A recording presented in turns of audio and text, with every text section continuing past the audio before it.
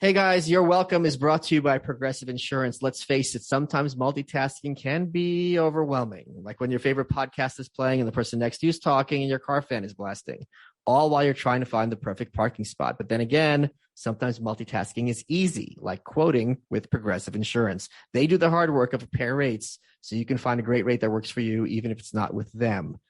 Give their nifty comparison tool a try. You might just find getting the rate and coverage you deserve is easy. All you need to do is visit Progressive's website to get a quote with all the coverages you want, like comprehensive and collision coverage or personal injury protection. Then you'll see Progressive's direct rate, and their tool will provide options from other companies all lined up and ready to compare, so it's simple to choose the rate and coverages you like. Press play on comparing auto rates, quote at progressive.com to join the over 27 million drivers who trust Progressive. Progressive Casualty Insurance Company and affiliates. Comparison rates not available in all states or situations. Prices vary based on how you buy. As a new gun owner, I am ecstatic to tell you guys about Ammoseek.com because I need ammo for my gun, which is just sitting here on the floor. God bless Ammoseek.com and God bless America, and I say that not ironically. Ammoseek.com is a comparison shopping search engine for in-stock ammunition, guns, mags, and reloading supplies. Results take you to the product page of the seller's website where you can easily make your purchase. Search results data is updated in near real time, 24/7, and the results can be sorted and filtered according to what you care about. Cost per round, which is the default, caliber, grain weight, manufacturer, and more. You can even save searches and set price alerts to be notified when your favorite product shows up at the price you want. Ammoseek is totally free to use.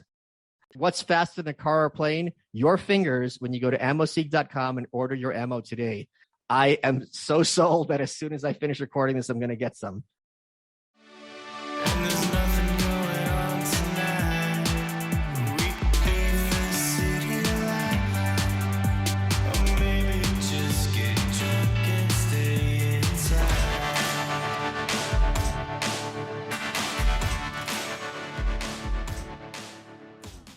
Good afternoon, Michael Malice here. Let that be your welcome for the next hour. You know, a lot of times when I record this show, I really like having guests where I don't have to do any work. And we have with us someone who's even more of a big mouth than me. My good friend, Kurt Schlichter, whose new book, Will Be Back, is out now. Kurt's a senior columnist at townhall.com and a total beast on Twitter. And I'm being informed by you, Kurt, that you have been suspended from Twitter. I was suspended for 12 hours. I said some lady was talking about how she was mad about the 4th of July because she couldn't kill babies as efficiently and without hassle as she was used to. And I said, calm down, you ridiculous woman. Go make a sandwich. Your man needs to, set boundaries for you. And Twitter didn't like that. That was a hate crime. Apparently that was hate. And I was thinking, it's love. I think it's love. I love sandwiches. Yeah, I mean, I who don't love a sandwich?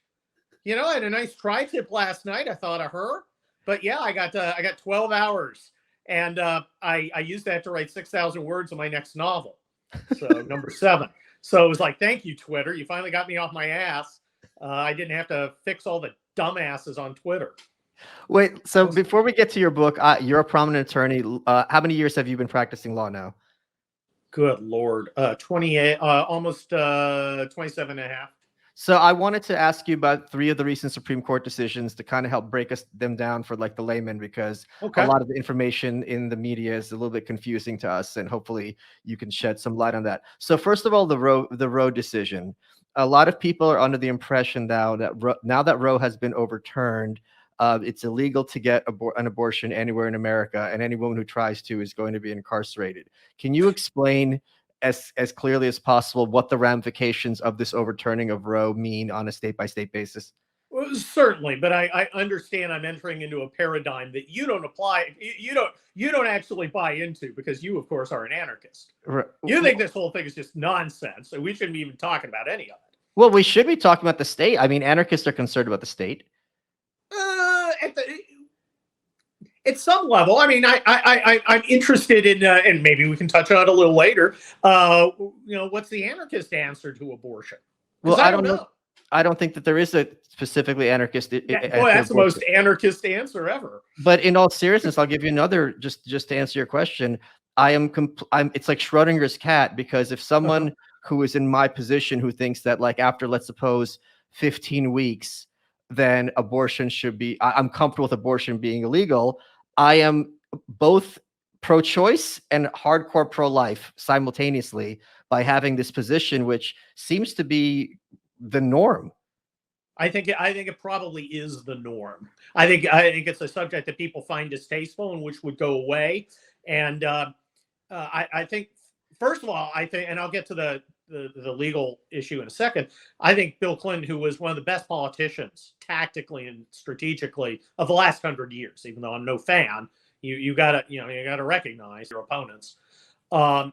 Safe, legal, and rare is a brilliant formulation because it acknowledges the other side in such a way as to say, hey, everybody's uncomfortable with this. And I remember I had a very pro-choice friend once say, nobody's for abortion. Well, of course, that's untrue now. They took this great formulation that probably could have built something that the pro-abortion side could have lived with and tossed it out to cater to the blue-haired, pierced weirdos who had problems with their daddy and are still living out their personal psychodramas in public, which is an I think that's the root of an astonishing amount of America's turmoil, unresolved issues with parents. But back to Dobbs. What Dobbs essentially said is there is no constitutional right to abortion. You get a constitutional right either expressly acknowledged by the Constitution or of such long standing that there's no real question about it. For instance, the right to marry. Marriage is not in the Constitution, but back in the 18th century, they obviously everybody got married, so that was a well-established right. So it's either established expressly or well established through history. And Alito pointed out that abortion was illegal in the majority of states until 3 or 4 years before Roe versus Wade. Roe versus Wade followed a few years of liberalization, but it wasn't any kind of history. It was a new thing. They just created a right out of whole cloth because they thought it was a good idea. Now, I like rights, but a right is different than simply a privilege. Because a right says the debate is done. It is over. We're not going to do a balancing test over a good idea or a bad idea, which is the gun case. The left primarily says, well, you got a right to keep and bear arms, but you really can't do it if there's a good reason not to let you. Okay, that's a balancing test. That's cost benefit. A right is something where the balancing test is done. It's completed by the nature of the right. And the right is found expressly in the Constitution, Second Amendment. So, you get, well, they can't regulate guns, but they can regulate my body. Well, yeah, because the right to kill a baby is not in the Constitution, and it's not well established through history, so it's not a right. So there is a debate about it. Second Amendment is in the Constitution, so there's no debate about it. What is the consequences of this Dobbs decision in practical terms? Oklahoma, for instance, will ban all abortions effectively. California will make them mandatory until the kid draws Social Security and probably make taxpayers pay for them. So if you're in one of the blue states where people really care about this, nothing's going to change. In fact, it's probably going to inspire your legislature to literally allow you to abort the kid 2 seconds before it's born. Is it possible for me, as let's suppose Texas, to pass a law that if a pregnant woman from Texas goes to New York to have an abortion, when she returns, she will be prosecuted? I can almost guarantee you that would be unconstitutional. There is a right to travel that is not necessarily a constitution, but it is widely recognized at the time of the framers. You could pick up, you're living in Virginia, you don't like it there, I'm moving to Pennsylvania.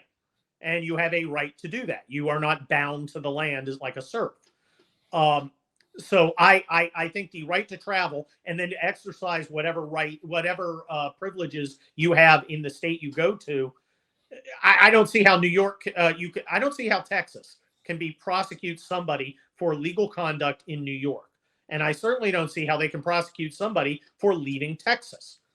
And again, I'm a hardcore conservative, and I think the Dobbs is a great decision. But I'm trying to be, be consistent here. Not that I think there's any Yeah, not that I think it's necessary that you be consistent, because I got to tell you, I'm a lot more pragmatic than I used to be about the use of power in the face of people using their power against me. But I just, I not only think it'd be constitutionally wrong, I also think it'd be politically wrong, because our argument, the argument that we're trying to win people over with, is, the difference between rights and essentially privileges, or matters that can be controlled by a state legislature. And, are we going to do that selectively, or are we going to do that with some consistency? I would prefer to do it with some consistency again. But then again, consistency, hobgoblin of little minds. Last time you were on the show, though, you and I discussed something about the Texas abortion law, which you, I think, and I agreed, seemed to be at the very least unusual, because there's a legal concept called standing, which is, if you beat your wife, I can't, as a private citizen, get involved and sue either you or sue on her behalf. But this Texas law somehow circumvents that, which is a longstanding legal principle, which is, if your daughter, your wife, whatever, has an abortion, I, who am not at all privy to any action or the pregnancy or the abortion, somehow as a private individual have a right to get involved. So wouldn't that imply that they're also not going to be respecting these kind of rights of travel or things like that? I'm trying to think because it's a prosecution. One of the things can't they call it kidnapping if you're taking a kid across state lines, right? I mean, they could get creative. That's how lawyers do. Yeah, I think that would be tough. The Texas law you're talking about actually makes a play on a lot of consumer laws, which don't necessarily require you to be personally injured. They creates essentially a private attorney general, which allows regular people to go enforce the law, by which they mean they collect money, or get an injunction, then collect attorney's fees. And that's a cheap way of enforcing the law. It's also a kind of constitutional workaround, and I'm not particularly comfortable with it. It leads, I think I don't like people being clever. I would prefer people being forthright. You want to ban abortion, Texas. Don't try and, I'm going to allow a stranger to the transaction to sue the doctor and blah, blah, blah. And it just, standing is important, because judicial system reacts to cases and controversies instead of resolving social problems at the court level, where we don't get a vote. That's essentially what it's doing. There are all these workarounds to going to a legislature and getting them to vote for what you want.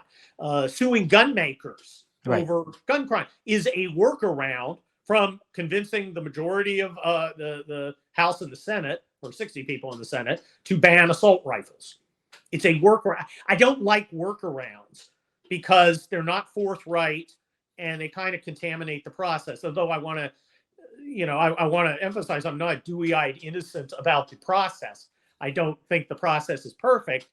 I'm just thinking I haven't seen a lot of better alternatives. And I've lived, on 3 continents. So let's talk about the gun law, because that's the one I think is very confusing to a lot of people.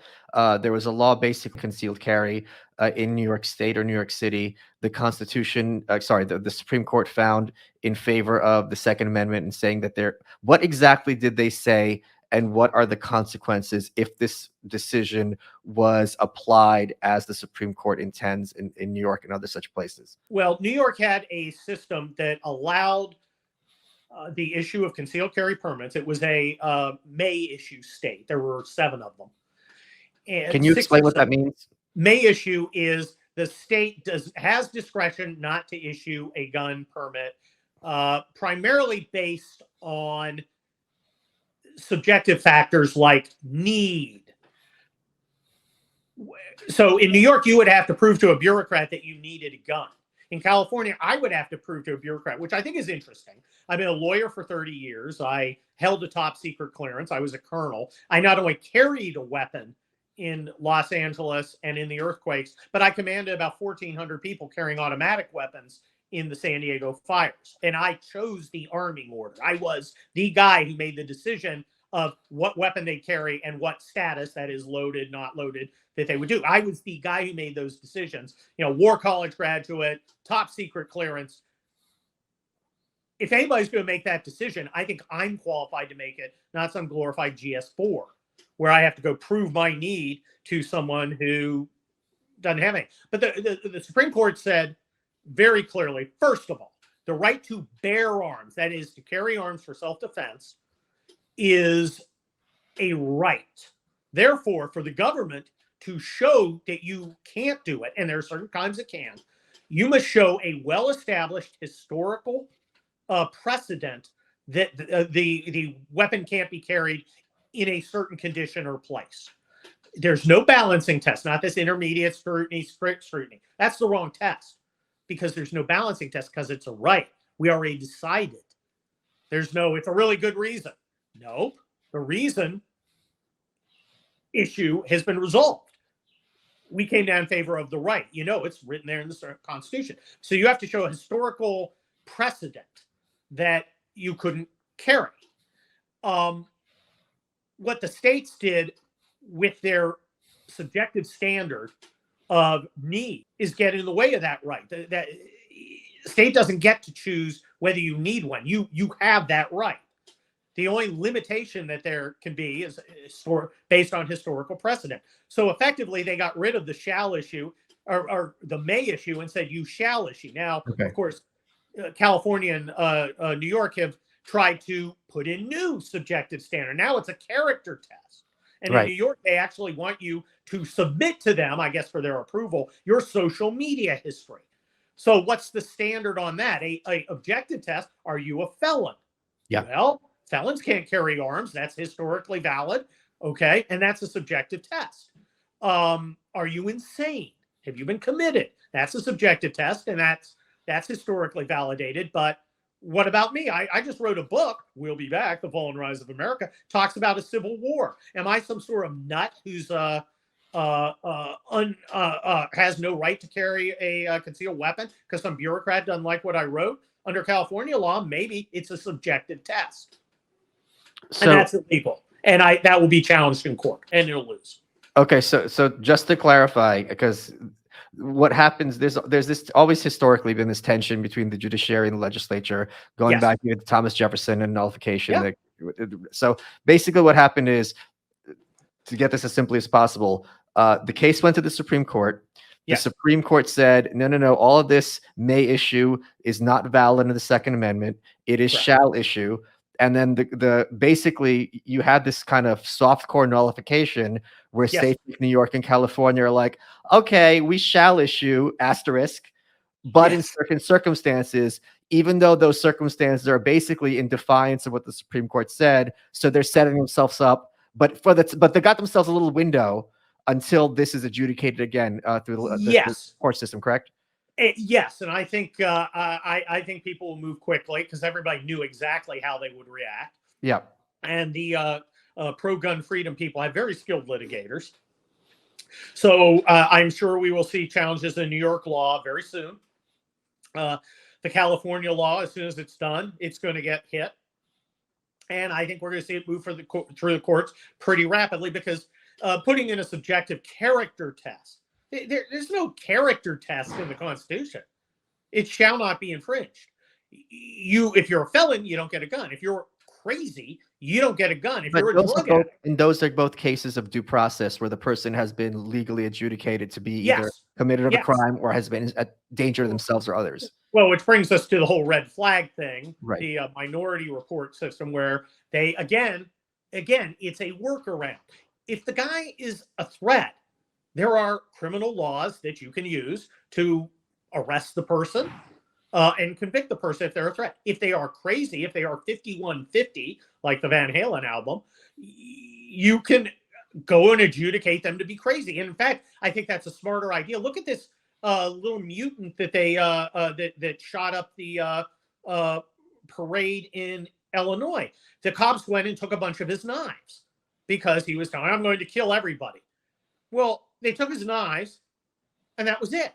If he's crazy enough to take his property, which is, a punishment, put him in the loony bin because he's crazy. And if he's not crazy, well, if he's not crazy, then he's not crazy. But to have this kind of quasi quasi disqualified from exercising your rights based on soft subjective criteria is an invitation to tyranny. Because do you think they won't use it against people who simply disagree? What if you're a quote unquote racist? What if you're a racist?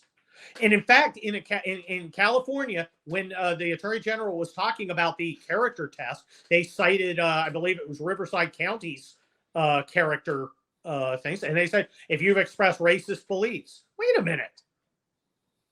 When did racists lose their constitutional rights? Doesn't mean I like racists, but I know I get called racist all the time by, well, mostly racists. Well, I think the answer to your question is 1865. Well, yes. Yeah. So, look, we're seeing a kind of massive resistance we saw after Brown versus Board of Education. Another time, Democrats were very upset that the Supreme Court wouldn't allow them to abridge the rights of American citizens. And they get very testy about that.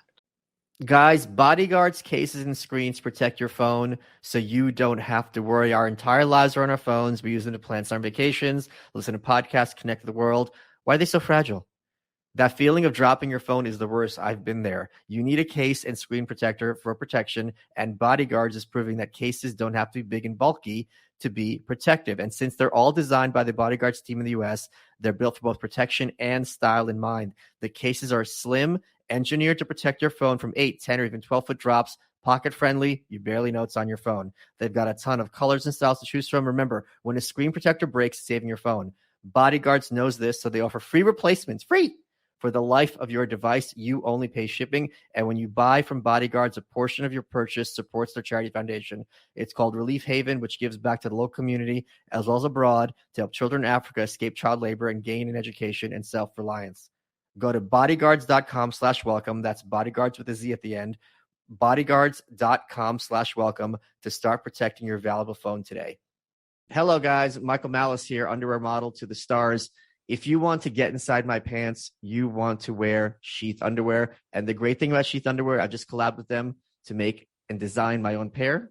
And they're inspired by dynamite, just like the cover of the Anarchist Handbook. If you go to sheathunderwear.com and use promo code Malice, Malice, you get 20% off. What's great about Sheath, and I wear them every day, is they've got this dual pouch technology because there's one pouch for one part of your male anatomy, another pouch for another part of your male anatomy. First time you try them on, you're getting all your hands in there. You're like, this is weird. And from then on, you're like, oh, this is the most comfortable underwear I will ever wear. It's got added comfort, added performance, added mobility. And there's something a little subversive about talking to someone while the whole time your underwear is cupping your junk. I'm not going to lie. I do enjoy that aspect of it. If you go to sheathunderwear.com and use promo code Malice, you get 20% off your underwear, including my underwear. That's sheathunderwear.com. And use promo code Malice, Malice, for 20% off. Let's get back to the show. Chicago Mayor Lori Lightfoot recently made the comment that in the wake of the Roe decision, I don't know if she's specifically referring to the overturning of Roe decision, but Clarence Thomas made a mention of the decision that had made gay marriage the law of the land, saying that they would revisit it. Is it your belief that this is a legitimate concern, that the Supreme Court is going after gay marriage next, and why or why not? In his concurrence, he said, we have to talk about substantive due process, which is the process by which they found the right to abortion. And substantive due process is kind of a chimera. It's basically an extra constitutional exercise in rights creation based on the beliefs of the judges who vote for it. And again, that issue actually may be covered by the Privileges and Immunities Clause. That wasn't an issue here. But he talked about cases like that, where there's neither a clear heritage of a right or a express right. And contraception, gay marriage, sodomy, they all fall into that category. He's correct about that to that extent. That being said, I don't see 9 votes on the Supreme Court to toss all of those out. Remember, now we have to bring in the stare decisis issue. Stare decisis is basically precedent. You tend to follow precedent. You only change precedent, and Dobbs changed precedent, which Roe versus Wade was, based on a number of factors, including the error of law, but other practical issues like reliance. Now, no one relied on Roe versus Wade, in the sense that every 9 months, you have an entirely new group of people for whom it's relevant, potentially relevant. However, Obergefell, which is gay marriage, well, we've got tens of thousands of married couples, gay married couples, who have now relied on the law. Reliance is important when you're going to throw out a previous decision, even if the previous decision might not fit into the analysis paradigm that was used in Dobbs. So I think the chances of getting 8 other Supreme Court judges, any of them, to go along with throwing out the gay marriage thing, for instance, or even the sodomy thing because of relationship or contraceptives, I think it is extremely unlikely. And frankly, I'm not sure Clarence Thomas might say it's, you found it wrong on, you found incorrectly on substantive due process. The right is not found there. However, the right is found under privileges and immunities. That is, in privileges and immunities law, that's a whole different thing. And it has been, I believe, sadly neglected. And Clarence Thomas, and if you look at it, it would almost be considered liberal, because you're talking about effectively creating rights that are not in the Constitution through privileges and immunities. And that's not something you'd expect from Clarence Thomas. But how would that work? I just don't. I don't see the Supreme Court doing it, and I see no push by normal Americans. Who's the guy? The Democrat. Oh, they're going to ban contraceptives, and you kind of look around as a conservative and go, anybody here want to ban contraceptives? I mean, I liked contraceptives. Wait, hold on a second. Hold on a second, Kurt. You can't tell me that the slippery slope argument isn't real when we just went from, as you yourself said, legal, safe, and rare to let's abort at 9 months. Well, so you understand why they'd be concerned. I don't think I'm not sure that the in this case highly lubed slope. I mean, I just don't. The rib slope, yes. The rib for your pleasure slope, yes. I just don't see a constituency among conservatives at all, and I'm including hardcore Catholic, traditional Catholics, for outlawing contraception. Although, who knows 20 years down the road, as the birth rate continues to decline, what kind of unusual measures might happen as the Overton window opens and we become, we start becoming like the Japanese, which is a country based on solitude and onanism. Yeah. You want to watch this? Hold on. I'm going to tell you something really funny. Uh-oh. Solitude and Onanism sounds like a great album. I just got this book. Oh, dear. Here's why. I'll tell you something. I'll show you. Is it water? Are the pages water resistant? It's from 1910. And here's what happened. So I'll tell you why that happened. I have that. Oh, my gosh. How did you come across it?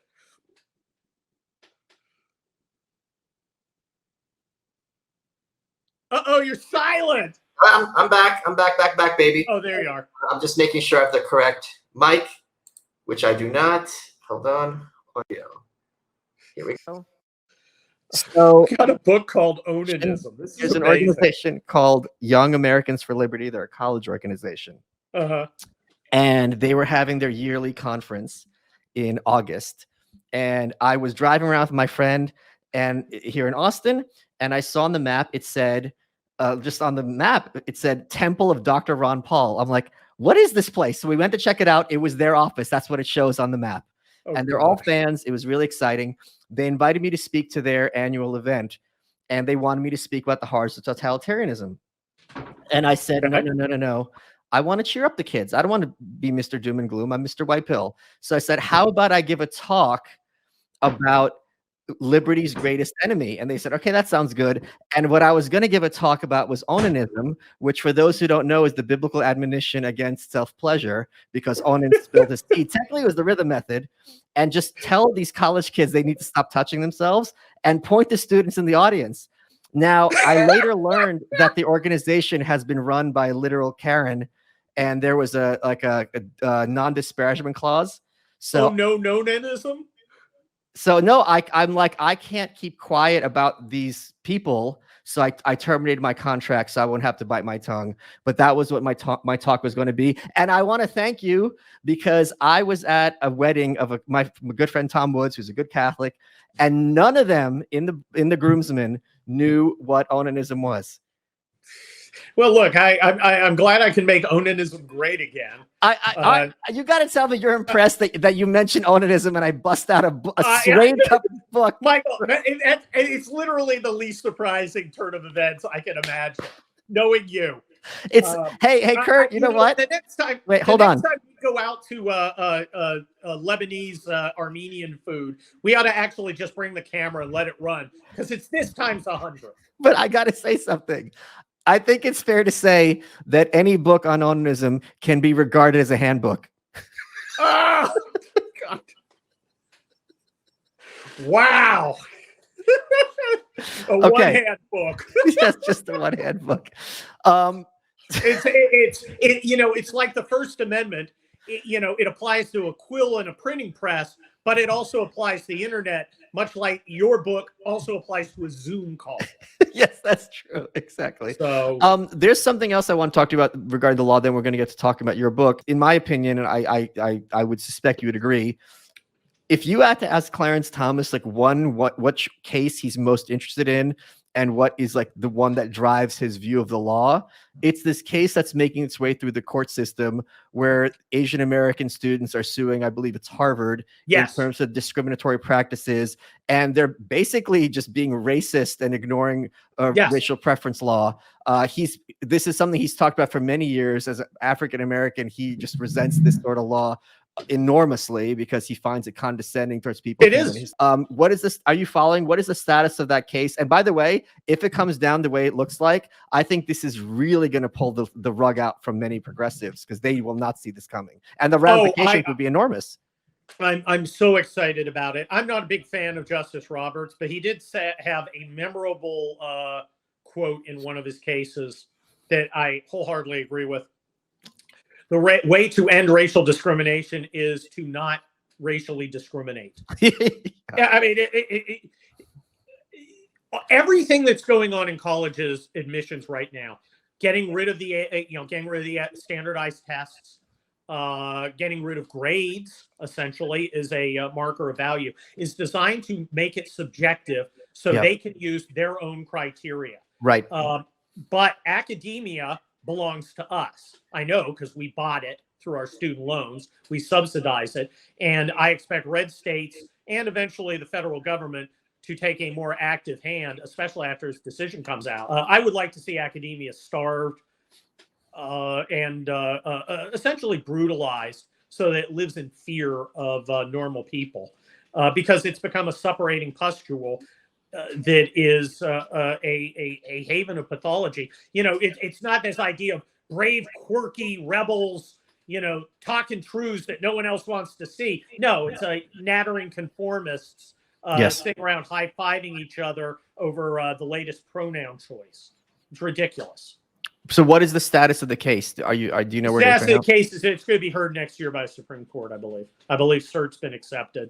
And it'll be heard, and Harvard will lose, and it's good because Harvard should be ashamed of itself. The hardest day at Harvard is the day you fill out your application to get in, because after that it's glide path. People do flunk out, but that's at the margins. Once you're in, you're going to pass, and then you've got a career trajectory because you went to Harvard. And that it is a calling card, an ID card, essentially, that allows you admission into the ruling class. And we've got to destroy that because our ruling class is garbage. It's unaccomplished people. I call them cultural trust fund babies. You look at Henry Ford, and he had some personal quirks, but he revolutionized manufacturing. He put a car in every driveway. Wait a minute. Whoa. I have Henry Ford's book upstairs in my library. What you just hand waved as personal quirks was a series of columns which were later collected into the book, The International Jew, the World's Foremost Problem. He was a fucking scumbag, but he was a revolutionary scumbag. His personal quirks. Okay, well, I was trying to take it away from that rather than this tangent. My point is this. This is somebody who built an organization. His kids built the Ford Motor Company up. They started the Mustang, which I think is pretty cool. And do you know any third-generation Fords? No, I don't. Yeah. No, they're probably in a broken-down Ford Fusion outside a crack house. Well, isn't the Ford Foundation like a major... Yes. Yeah. Yes. They're squandering their inheritance, which they didn't earn, on trendy leftist causes. They accomplish nothing themselves.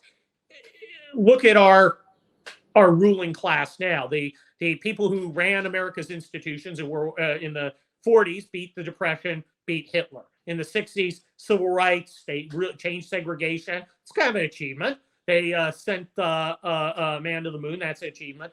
What's the achievement of our ruling class? The Wall Street meltdown, Iraq, right.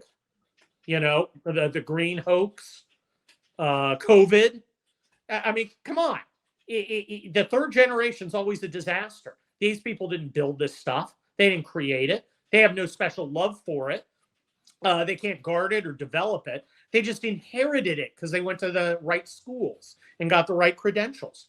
And it's every institution. It's the military that I was in, the NFL. How do you screw up football? Millions of Americans, not me, love football. Every Sunday they go love them and wear their football clothes. How do you screw that up? All you got to do is get everybody, put them on a field, and they have a game. They managed to screw it up because they're incompetent, because they didn't build it. They don't care about it at some level, except what rewards it gives them and what power it gives them. And that's throughout our society, and that's why you have a populist revolt against the ruling class that has proven itself greedy and incompetent. Well, let's talk about the specifics of this law, but I'm going to play a bit of devil's advocate. Anti-discrimination laws, like based on gender or race, there are kind of, I don't know if loopholes is the word for it, but there are exemptions. Like, for example, if someone's operating a strip club and a man wants to sue to be there because he's discriminating us from his gender, my understanding is he's not in a position to do this. And there's cases where there could be an organization for, let's suppose, exclusively African Americans about maybe group identity and history, where there would be a legal right for them to effectively discriminate against people who are not of that race. Isn't it? Can Harvard make the case, or are they making the case that it's important for them to basically have that next generation of elites be diverse? Yes, so they have no choice but to discriminate. Otherwise, it's just going to be like my high school was, just Asians and whites or Jews. Well, case. That's exactly what they're doing. In the Bakke case from the mid-'70s, the Supreme Court allowed that. Okay, but that was 50 years ago. And about 25, 30 years ago, I believe it was O'Connor, and I forget the name of the case, said, well, we're going to allow it to continue. But, in about 20 years, we're not going to really need to anymore. Okay. Which, of course, is not a legal analysis. That's a policy analysis. Yeah. Which if it didn't involve rights, would belong to a legislature. But it's never going to, because it's become a spoil system for dividing up political power. And the idea is to take that out of the realm of political power. Of course, there are also problems with that, like civil service. Our garbage bureaucracy is created. A bunch of people said, well, I'm sick of a new president coming in, firing everybody, putting his own cronies in. Let's have a civil service that'll work tirelessly for the good of America. That's a great idea. I think that was that Wilson? It sounds like Wilson. Of course, it didn't turn out that way, as human nature has never been repealed. It became a power center unto itself. And that's something that we're going to have to root out. And it's something that the Supreme Court tried to root out with West Virginia versus EPA, where it essentially said, no, agencies don't get to make major policy decisions. They only get the specific authority given to them by the Congress, and major decisions are reserved to the Congress, which is appropriate. Although the people shouting loudest about more democracy were very upset about, this outrageous example of democracy. Let's talk about the book. I saw in the notes that you sold it in one day with your agent Keith. What was this? Yes, I texted him. Yeah, what was the pitch? I texted him. I'm like, hey, I want to write our book. It's going to be about the future. I'm going to mix in some history and laughs, and I'm going to talk about civil war and national divorce. And I said, here's a quick list of chapters and stuff. And I texted it to him. And he texts us back. He goes, I've never had an author text me a proposal before. I said, you sold my last one on a text. He goes, okay, hold on. And then he sold it. So let's talk a bit about national divorce. I'm very proud that I was the first one to kind of get this issue back into the national conversation, and a lot of people have followed suit. Are you gladdened to see so many people who are hardcore progressives in the wake of the overturning of Roe v. Wade starting to openly express admiration for the concept of a national divorce? Well, look, I am, but not because I think it's going to lead to a national divorce, because I think as a practical matter, and I talk about it in the book, I think it's just too hard to do. But gosh, if we only had a system with, I don't know, individual, let's call them states, that generally run things their own way, except for a certain number of rights that they can't violate. And then they kind of come together for a common defense and to guard borders and to do a few things collectively. Gosh, if we had that, let's call it a federal system. If we only had that, that would take a lot of the juice out of a national divorce movement. But the problem is, particularly the left, like Puritans who couldn't stand the thought that somehow somebody's having fun. They can't stand the thought that somehow in Oklahoma, somebody can't kill his baby as readily as we can here in Santa Monica. I think that the national divorce energy may well go back to go to revitalizing federalism, where you have people who are proud that their state is different from other states. You come to California and you can, kill babies to your heart's desire or whatever. Come to Oklahoma, you can't kill babies. And I don't think that's necessarily a bad thing. As far as the actual divorce, I do talk about the practicalities of it. Where do you draw the borders? Now, I've written 6 books, and I'm putting out a 7th of fiction where the country actually does have a national divorce and then does lead to a civil war. And I think there's some very bad consequences available. But, divorce, separations are not good. Like Amber Heard and Johnny Depp. I'd like to think that we're Johnny Depp, the conservative kind of libertarian types, but who knows? It's always ugly. And, the practicalities of it. How do you divide up the national debt? It's not always ugly at all. Norway and Sweden divorced from each other. Czechoslovakia got split. I talk about Czech and Slovakia, a very different scenario. First of all, it was ethnic based, and that's a different thing. This is political based. Frankly, don't you think? Hold on, but don't you think it's more coherent to divorce along political lines than along ethnic lines? Because you choose your ideology, and now if everyone around you if everyone has the same ethnicity, they don't think the same. If everyone has the same politics, they do think the same culturally. So it's a lot easier to be like, those are the out group, this is the in group. I think that would be a reasonable notion, but I don't think when you're talking about subjects, particularly like ethnicity, people aren't necessarily reasonable, because first of all, it is per se unreasonable to divide people by ethnicity. I think in the sense, in any meaningful sense. For instance, my wife's Cuban, and I think it's interesting. She knows how to make arroz con pollo, but that doesn't change who she is essentially. I'm German Scottish, okay, of heritage, but I don't see that as influencing me in any way. I do see the political stuff as influencing me, but we're Americans. I served in the Balkans. These people want to kill each other. Yeah. Serbs and Albanians lived next to each other for centuries, sometimes killing each other, but then they killed each other in the 20th century when Tito died. And you would have one village go and slaughter the village next door. And we as Americans, we got there and we're like, well, who's the Serb? Who's the Albanian? Yeah, it was meaningless to us. Very important to them. super important to them. But it was just, to us, it was just gobbledygook. It just didn't make any sense. But the hatred was so real. I remember walking through one town and it was completely leveled. I mean, every building was destroyed. And I thought, man, they must have used artillery here, but I don't see any blast marks. And my interpreter, who was Albanian Muslim, said, no. The Albanians came through here and did this with sledgehammers and crowbars. They destroyed a village by hand. How much hate do you have to do that? And it was because the Serbs had been, killing them. And my God, never go to the Balkans and start saying who started it. Because they will, I swear God, they will start talking about shit that happened 300 years ago. I'm a little confused because for the last 2 years, we've seen an outpouring of hate from Americans toward their fellow Americans on a level I don't think you and I have seen in our lifetimes. Yes, it's very scary. And I'm very concerned about that. I regularly get told on Twitter, you should die, you should be disenfranchised. Yeah. Look what's happening to the J6 defendants. Right. You have the power of the state, which is primarily leftist right now. People have been in jail for trespassing for 18 months with no trial date till December. If the judges aren't going to enforce the Constitution, you start having problems. And I do talk about civil conflict in the book and when it's justified.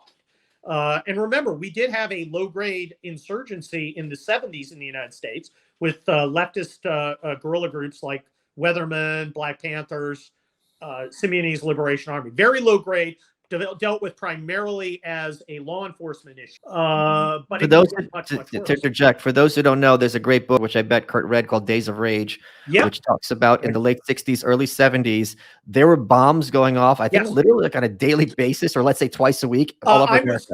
That was a book that stunned. Of course, you knew about it. That's a book that stunned me. I just passed on my shelf the other day. But yeah, it was a low-grade insurgency.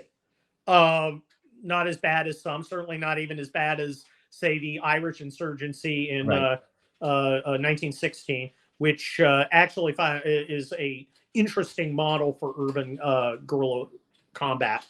But that could easily happen, and that's at the low end. And then I actually talk about what it looks like for maneuver forces, actual combat units to be fighting in America. What's that mean?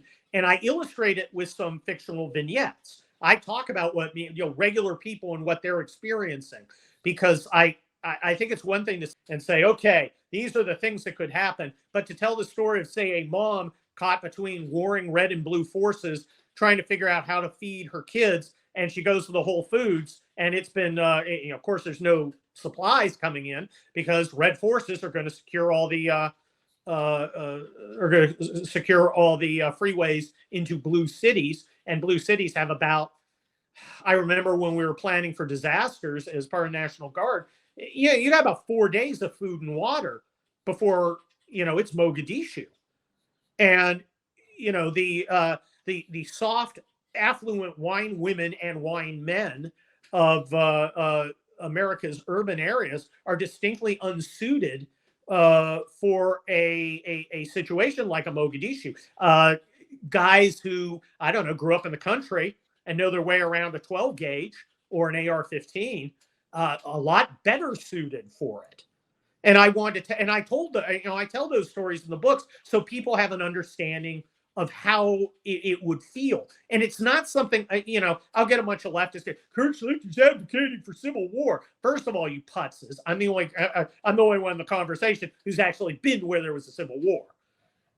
Second of all, this is a warning that, you start throwing out norms, rules, and making it so that people don't believe that they are able to participate in their own governance. Anything becomes possible. You throw open the Overton window, you may be the one defenestrated. Yeah, here's the thing, and this is something that leftists have historically had a point and understood well, which is that cliche, at this point it's a cliche, that riots are the voice of the unheard. But the truth behind that statement is, if you have a population that feels that they're completely unrepresented, and not only completely represented, are completely not being listened to, if they're de facto silenced in terms of the town square, they're gonna have two options: suck it up and just be marginalized, or get violent. Those are basically the only two things. So if you're completely ignoring me and my desires, whether rational or irrational, I basically have, those are the only two choices left on the plate. So they do understand this, broadly speaking, and in defense. But they don't apply it to us. Right. They don't apply it to groups that they personally think should be the out group that they don't like. I believe, and I have a chapter, a citizen, as opposed to a serf, is armed and retains the right of use of violence to affect change when necessary. And I talk about the very rare instances in American history where non-governmental forces used violence. Civil War doesn't count. That was a governmental, those were government entities. But Bleeding Kansas, the war between Kansas and Missouri over slavery for about 5 years before, that was a real border war where people were getting murdered left and right. And there were large groups of people fighting. So it's not unheard of in America. And I do talk about the guns. I talk about how important it is for people to have them. But the next question is, okay, well, you don't like this particular election. What are you going to do? Go kill a bunch of cops? No. The use of violence to change the government is, such a last ditch resort. We need to understand when it becomes viable. And what you said is important. When you are cut off unjustly of any ability to conduct your own governance, any ability to have your rights protected, when the courts are unresponsive, when the ballot box doesn't work, when you are denied the right to protest, when you are under fire yourself, or your friends are being arrested, or my next door neighbors are being hauled away because they're Orthodox. Right.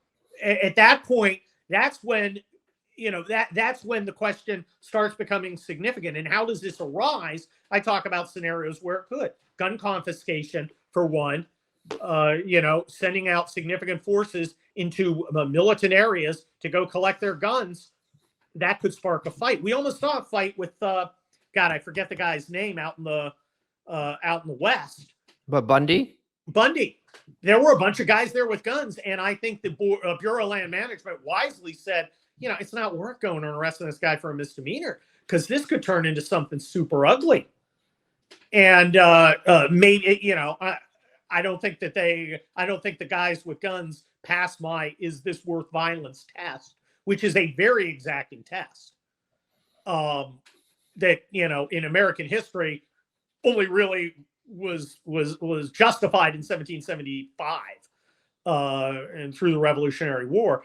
But it does have to exist. We need that veto, because people, as we have seen, people will exercise their power and will not be held by arbitrary guardrails. Give me all your guns is basically saying, trust me. Why am I going to trust the people who lied to me about the COVID vaccine, or lie to me about the global warming hoax, or lie to me about January 6th, or lie and call me a racist? Why am I going to trust them with my future? I'm not.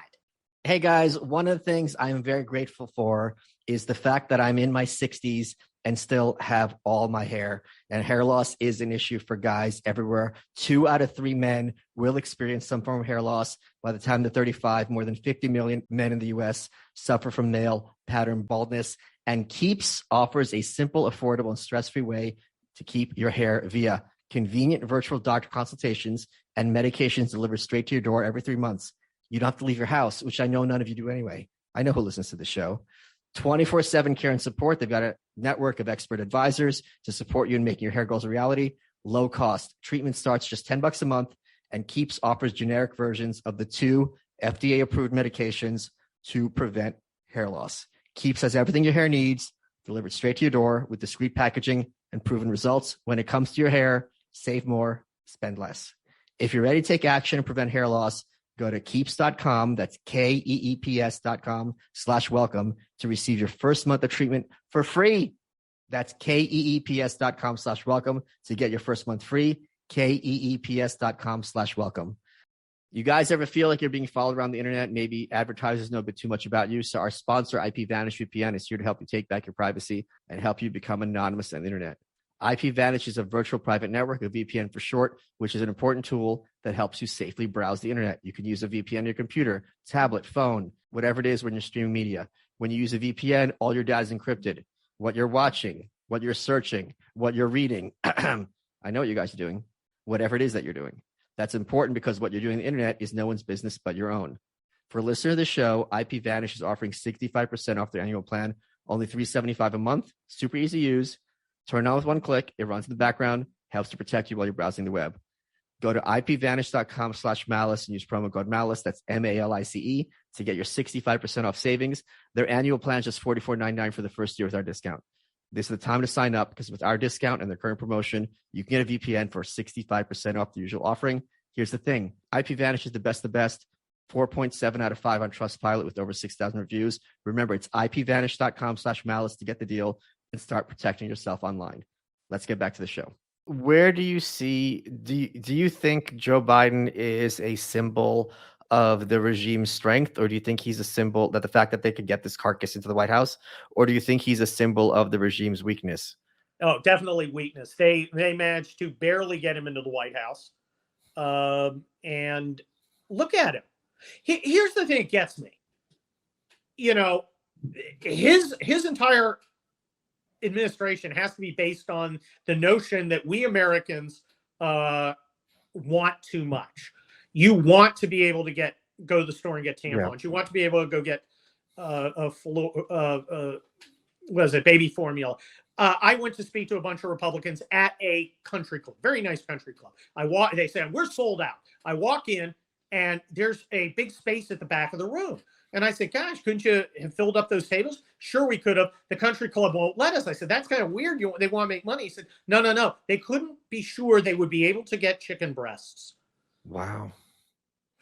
The last time an American could not be sure he was going to get chicken breast was World War II when it was rationed. How did we get to the point that in America, you can't be sure you're going to get chicken breasts? And how long will people tolerate that politically? I think we're going to see in November that they're not going to tolerate it. $7 gas is a good symbol. But the idea that we're supposed to somehow allow our lifestyle to decline to please a bunch of Davos dwellers, that's just crazy talk. And it indicates to me not only the perfidy of our ruling class, but how stupid they are. I've never met people so parochial, Michael.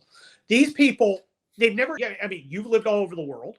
You have, you're curious.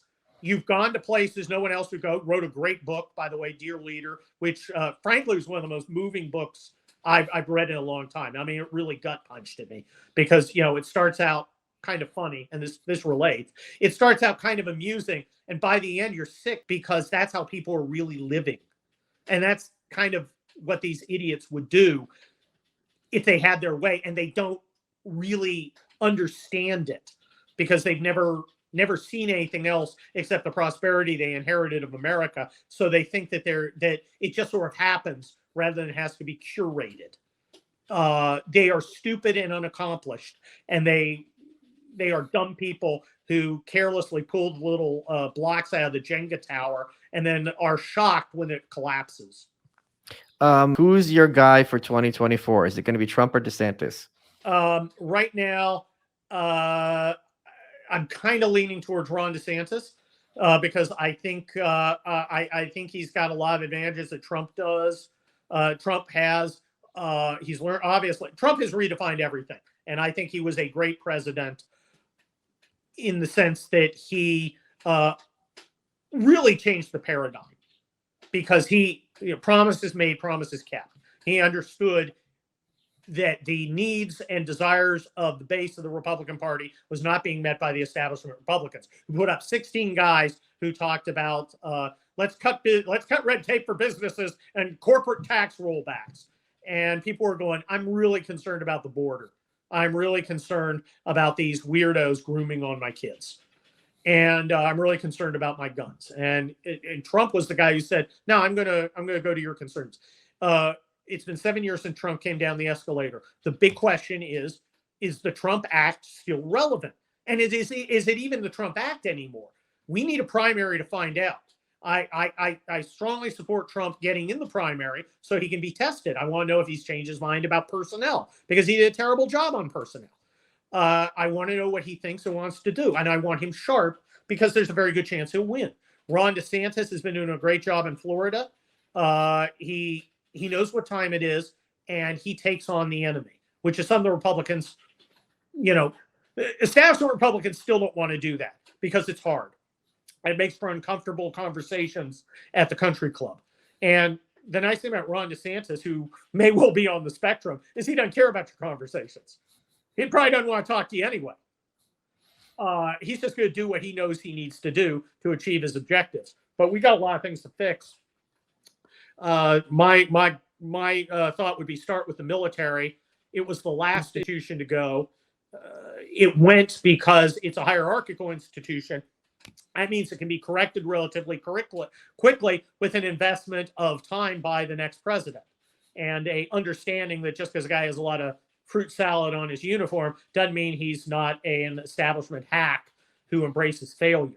I think it would be important for the next president to work on the military first because A, military is the most important thing that the federal government does. B, it allows a rapid success, and you can do it very quickly because military hierarchical organization, we used to say soldiers do what the commander checks. Okay, if the commander is important, if maintenance is important, commander checks it, you're going to have good maintenance. If combat readiness is important, you will have combat readiness because that's what the commander will check. If wokeness is important, you will have wokeness because that's what the commander checks. And this commander in chief checks wokeness. We need one that will command combat readiness and one who will spend a couple hours a day, goes chief of staff, 2 hours a day I'm spending on the military. That is inviolate time. That is my fix the military time until we get the military in shape. And that will provide a quick, prominent victory, which I think is important. You want to hit the ground running. And I lay that out in the book. I lay out effectively a plan of what you need to do, both in regular prose, but also told in the story of a president leaving office after he got in and started setting America back on the path to greatness. So let me ask you your legal opinion. I'm sure you've been following to some extent the January 6th hearings. Liz Cheney recently floated the idea that there might be criminal or referrals for criminal prosecution against former President Trump as a result of these. Given what you saw come out of these hearings, do you think that there is room? Obviously, prosecutors can prosecute whatever they want, but yes, you think there's a case to be made for convicting him of some sort of crimes? No, but that doesn't matter because it would be in Washington, D.C., which is 95% Democrat. This isn't about law. This is about pure power. And it's very short-sighted because, first of all, you're amping up the idea that conservatives can't get a fair shot, which divests them of buy-in into the the paradigm of the United States as we understood it. You don't want to alienate half the people from how the government should be. Right. That's just a bad idea. I say in the book there are 3 states that we can have, three states of America. We can have a free society where people can kind of live with some level of sovereignty, have some sort of guidance over the direction of their government, and where their rights are generally, but not always protected. That is the classic United States before this wokeness. Option 2 is conservatives can run everything as authoritarians. Option 3, leftists can run everything as authoritarians. I prefer option 1. I can live with option 2. Option 3 risks conflict.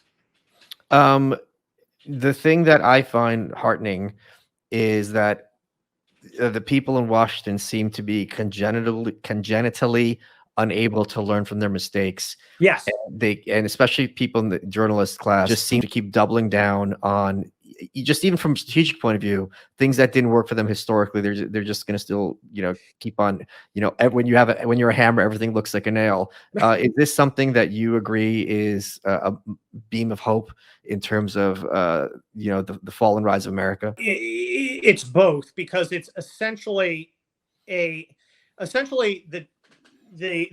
left has replaced the spiritual element in human beings. I have a greater one than other people may have, but everybody's got kind of a spiritual element. They've replaced it with their weird CRT woke politics thing. That's not only a policy, but it defines them as people and creates their paradigm of good and evil. That makes it makes them very tough in the sense that they will fight for what they think, and they're not going to necessarily back down. But it also means they're not necessarily going to back down, which destroys the pragmatism that a guy like Bill Clinton used so successfully. Bill Clinton, he didn't believe nothing. He came in as a liberal, got his butt kicked in the first election in 94, and he became more moderate. And then he won. He didn't care. I'm not invested in any of this. Pragmatism is useful because it allows you to sell out your crazy base. But the problem is the crazy base is the entire leadership of the Democrat Party. There's no tension there. There's not a group of Democrats going, maybe we shouldn't draw the line about drag queens twerking in preschools. No, we have to. Otherwise, you're a transphobe. And, I mean, that is objectively crazy. But they've embraced it. So they will fight like religious fanatics, but they're also religious fanatics who have no ability to respond to a changing situation. And we're seeing a changing situation. Look at our Latinx friends. That's our word now, Latinx. Our Latinx friends. And I'm buying into the Democrat mindset that everybody, with a vowel at the end of their name is the same. All Hispanics are the same. Where if you know anything about Hispanic culture, a Argentinian is very different from a Cuban. Yes. Like normal human beings are different from other human beings. Maybe they have a language and some cultural things in common, but they're very different with very different interests because they're human beings. And the Democrats thought that they could import a bunch of Hispanics into America in violation of the law, and that they would remain a peasant class in America as they had at home. But what they didn't really understand is the people coming here, and I'm against illegal immigration. I would deport all illegals. But who are these people for the most part? They are people who are willing to cross the desert, dodge cartels, swim a river, avoid cops, live in the shadows, to work sometimes menial jobs, to send money home to their families.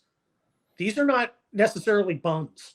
And these are people who want to get ahead. So you have Latinx Americans come here, and they don't stop working.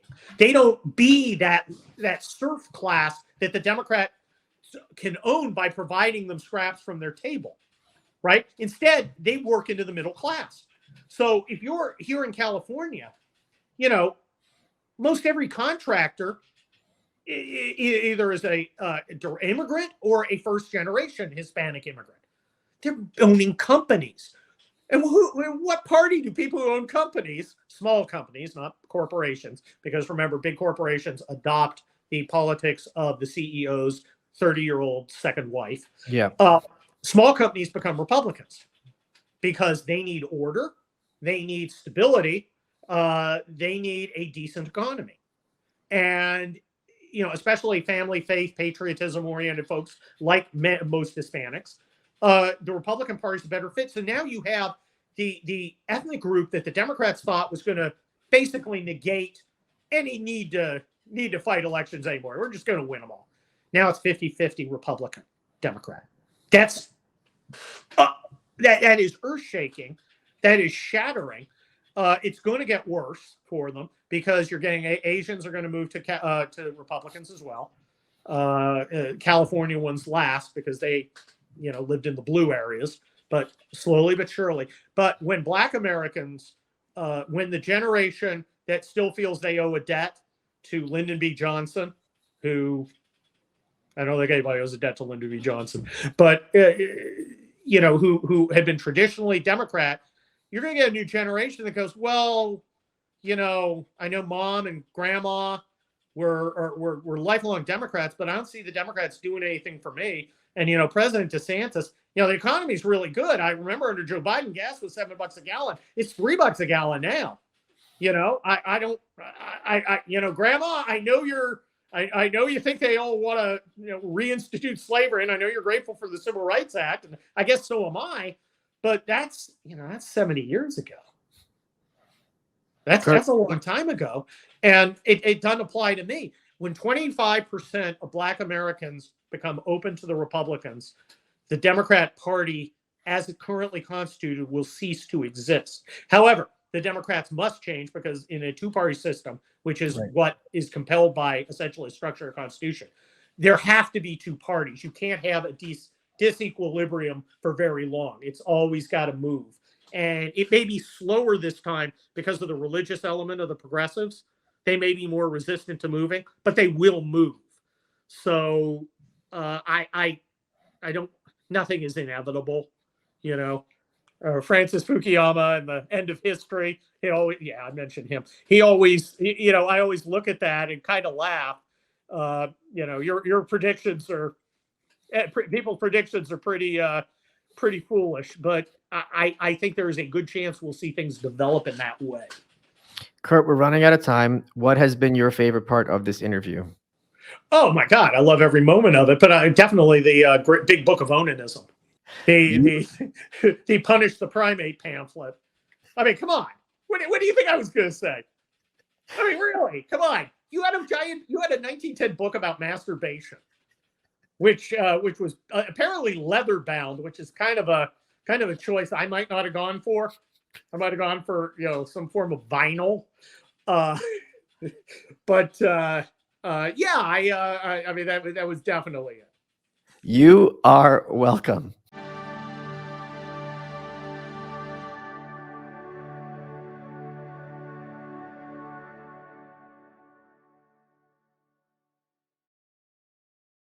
This is Walk-Ins Welcome with Bridget Pedicy. I love hearing people's stories of resilience and grit. This is why I created this podcast. We are very excited to welcome Jim Gaffigan, Yasmin Mohammed, Glenn Beck, Tim Dillon, Abigail Schreier, Jeff Garland, Ayan Hirsi Ali, Sam Harris, Heather Hying, Jonah Goldberg, Ben Shapiro, Glenn Greenwald, Sarah Shahi, Colin Quinn. If there's a culture of victimhood, then let's tell stories of grit and survival. Subscribe and listen now on Apple Podcasts, Spotify, or wherever you get your podcasts. All this month, stream the funniest films for free on Pluto TV. Watch comedy classics like Anchorman, The Legend of Ron Burgundy, and Mean Girls. Or drop in for a Tyler Perry marathon with a Medea family funeral and Medea's witness protection. Pluto TV also has hundreds of channels and thousands of movies and TV shows like Get Shorty, Be Cool, Key and Peele, Comedy in Color, and more. And no contracts, no subscriptions, no fees, no joke. So download the Pluto TV app on your favorite streaming device and start laughing today. Pluto TV, drop in, watch free.